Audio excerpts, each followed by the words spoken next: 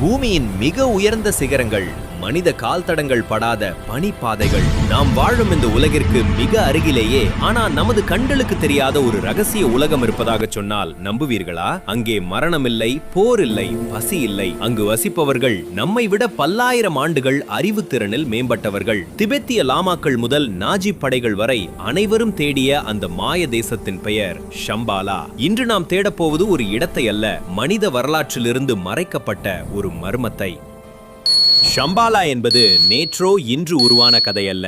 இந்து தர்மம் விஷ்ணு புராணத்தின் படி ஷம்பாலா என்பது ஒரு புண்ணிய கிராமம். கலியுகத்தின் இறுதியில் அநீதியை அழிக்க பிறக்கப் போகும் கல்கி அவதாரம் இங்கேதான் நிகழும் என்று சொல்லப்படுகிறது. பௌத்த தர்மம், திபெத்திய காலச்சக்கரம் நூல்கள் இதை தூய நிலம் என்கின்றன. இது ஒரு தாமரை மலரை போன்ற வடிவம் கொண்டது. இதை சுற்றிலும் 8 திசைகளிலும் பனிமலைகள் அரணாக உள்ளன. இங்கே இருப்பவர்கள் டெலிபதி மூலம் பேசிக் கொள்கிறார்கள் என்றும் அவர்களின் சராசரி ஆயுட்காலம் பல 100 ஆண்டுகள் என்றும் சொல்லப்படுகிறது.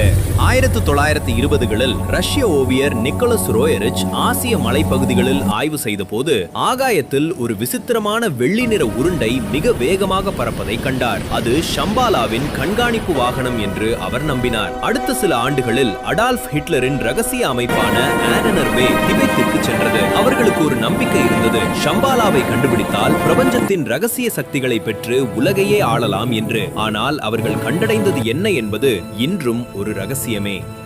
விஞ்ஞானிகள் ஒரு கேள்வி கேட்கிறார்கள், இவ்வளவு நவீன செயற்கைக்கோள்கள் இருந்தும் ஏன் ஷம்பாலாவை படம் பிடிக்க முடியவில்லை? இதற்கு 2 காரணங்கள் சொல்லப்படுகின்றன.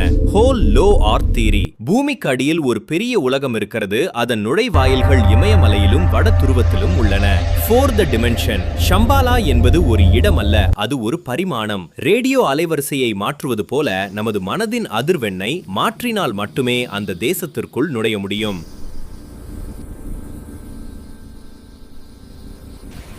ஷம்பாலா இன்றும் ஒரு மர்மமாகவே இருக்கிறது. ஒருவேளை அது நம்மிடம் மறைக்கப்பட்டிருக்கலாம், அல்லது நாம் அதை காண இன்னும் தகுதி பெறாமல் இருக்கலாம். தர்மம் அழியும் போது அந்த மர்ம தேசத்தின் கதவுகள் திறக்கும் என்பது மட்டும் உறுதி.